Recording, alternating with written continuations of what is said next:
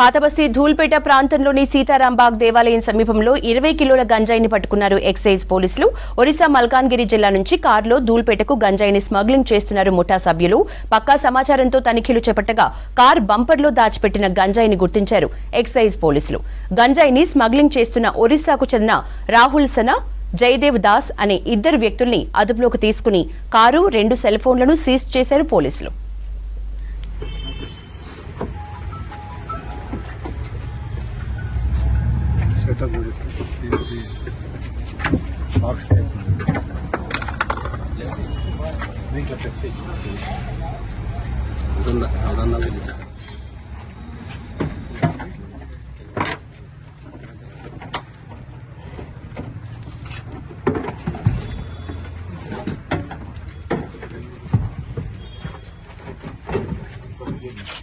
ఈ సెట్టింగ్ ఇది అన్నట్టు కదా,